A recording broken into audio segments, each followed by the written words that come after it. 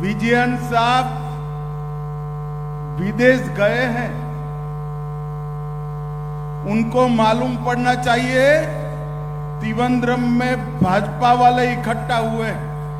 പിണറായി വിജയൻ വിദേശത്ത് പോയിരിക്കുകയാണ്. അവിടെ ഇരിക്കുന്ന മുഖ്യമന്ത്രിക്ക് മനസ്സിലാകണം ഇവിടെ ഭാരതീയ ജനതാ പാർട്ടിയുടെ വലിയ സമ്മേളനം നടക്കുന്നു എന്ന്. दोनों हाथ उठाइए जरा, രണ്ട് കൈയും എല്ലാവരും ഉയർത്തിപ്പിടിക്കുക. विकसित केरलम के संकल्प की मुट्ठी भींचिए വികസിത കേരളത്തെ മനസ്സിൽ സങ്കല്പിച്ചുകൊണ്ട് और प्रचंड आवाज से बोलिए भारत माता की जय, भारत माता की जय, भारत माता की जय. നമസ്കാരം.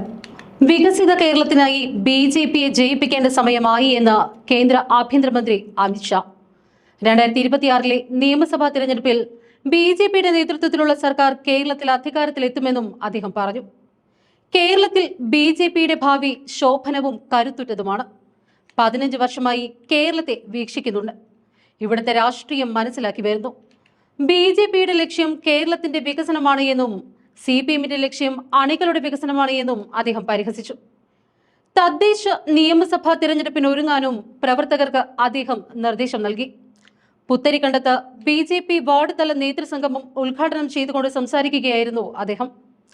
തദ്ദേശ തിരഞ്ഞെടുപ്പിൽ 25% മുകളിൽ വോട്ട് സംസ്ഥാനത്ത് BJP നേടും. BJP ഇല്ലാതെ വികസിത കേരളം ഉണ്ടാകില്ല. കേരളം LDFനും UDFനും നിരവധി അവസരം നൽകി. അക്രമവും അഴിമതിയും പ്രീണനവുമാണ് തിരികെ നൽകിയത്. കേരളത്തിൽ തഴച്ചു വളർന്ന മത തീവ്രവാദ രാഷ്ട്രീയത്തിന് തടയിട്ടത് നരേന്ദ്രമോദി സർക്കാരാണ്. PFIക്കെതിരെ എന്ത് നടപടിയാണ് കേരളം ഭരിക്കുന്ന ഇടതുപക്ഷ സർക്കാർ എടുത്തത്? മാറ്റം വേണമെങ്കിൽ BJPയെ വിജയിപ്പിക്കണം. പോപ്പുലർ ഫ്രണ്ടിനെ നിരോധിച്ച നടപടി ചൂണ്ടിക്കാട്ടിക്കൊണ്ടായിരുന്നു അമിത്ഷായുടെ പ്രസംഗം.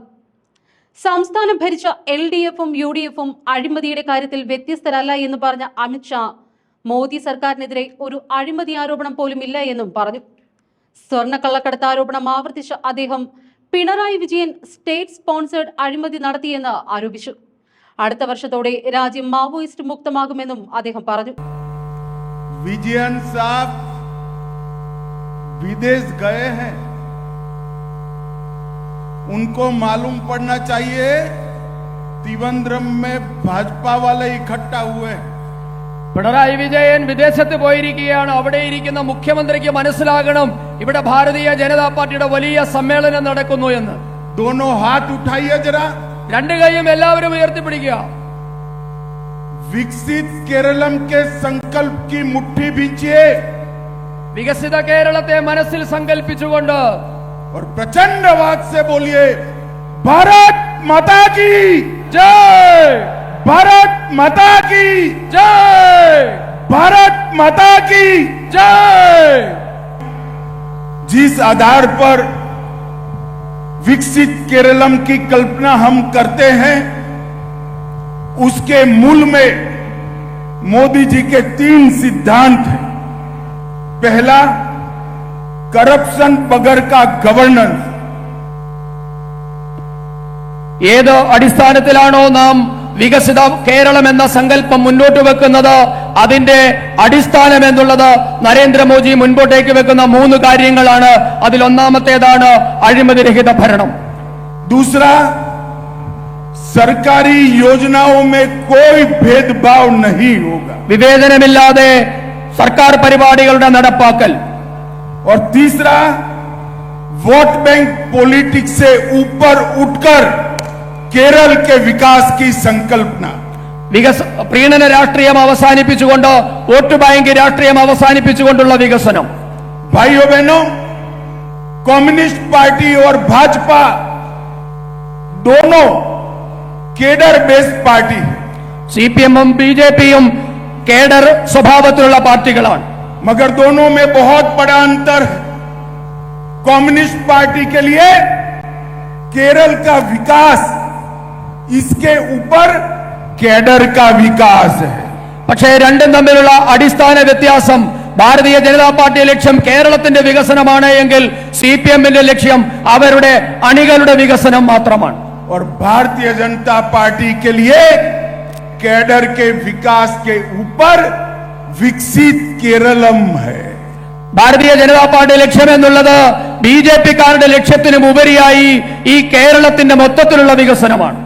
और मित्रों, ये एलडीएफ, यूडीएफ, एलडीएफ, केरल की जनता ने कई साल तक दोनों को मौके दिए, मगर दोनों ने किया क्या? हिंसा, भ्रष्टाचार, वोट बैंकों की निर्मिति, एपीसमेंट और देश विरोधी तत्वों का केरल में पनाहगाह बनाने का काम किया है. പ്രിയപ്പെട്ടവരെ, കേരളത്തിലെ ജനങ്ങൾ LDF-നും UDF-നും നിരവധി അവസരങ്ങൾ നൽകിയിരുന്നു. പക്ഷേ അവരെന്താണ് തിരിച്ചു നൽകിയത്? അക്രമവും അഴിമതിയും പ്രീണനവും വോട്ട് ബാങ്ക് രാഷ്ട്രീയവും എന്നതിനും അപ്പുറത്തേക്ക് ഈ കേരളത്തെ ദേശവിരുദ്ധ നറേറ്റീവുകളുടെ, ദേശവിരുദ്ധന്മാരുടെ താവളമാക്കി കൂടി അവർ മാറ്റിയിരിക്കുന്നു. मित्रों, जब PFI की गतिविधि इतनी बढ़ी, मोदी जी ने PFI पर प्रतिबंध डाला. मैं आज पूछना चाहता हूं, जिस धाराओं के तहत मोदी जी ने PFI पर प्रतिबंध किया, वो सारी धाराएं केरल सरकार के पास भी सारी शक्तियां थी.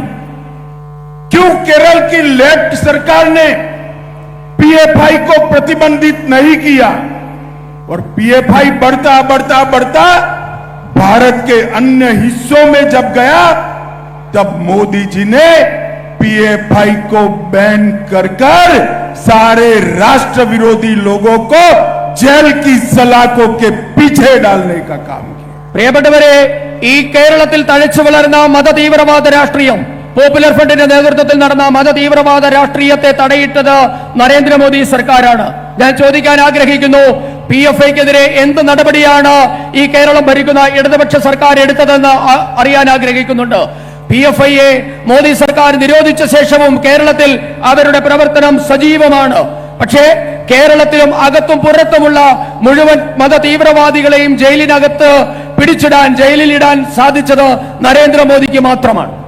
भाइयों बहनों, आज मैं केरल की जनता को कहने आया हूं, आप परिवर्तन चाहते हैं तो LDF को निकालने के लिए UDF को वोट देते हैं और UDF को निकालने के लिए LDF को वोट देते हैं, मगर दोनों परिवर्तन नहीं कर सकते.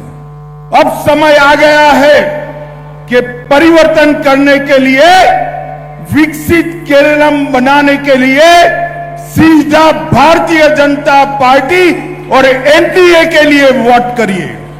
കേരളത്തിലെ ജനങ്ങളോട് ഞാൻ പറയാൻ ആഗ്രഹിക്കുന്നു, നിങ്ങൾക്ക് വേണ്ടത് മാറ്റമാണെങ്കിൽ LDF-നെ മാറ്റി UDF-നെ മാറ്റി LDF-നെ കൊണ്ടുവരുന്ന പതിവ് അവസാനിപ്പിക്കണം. ഇത് വികസിത കേരളമാണ് നിങ്ങളുടെ സങ്കല്പമെങ്കിൽ ഞാൻ നിങ്ങളോട് പറയാൻ ആഗ്രഹിക്കുന്നു, ഇതാ സമയമായിരിക്കുന്നു.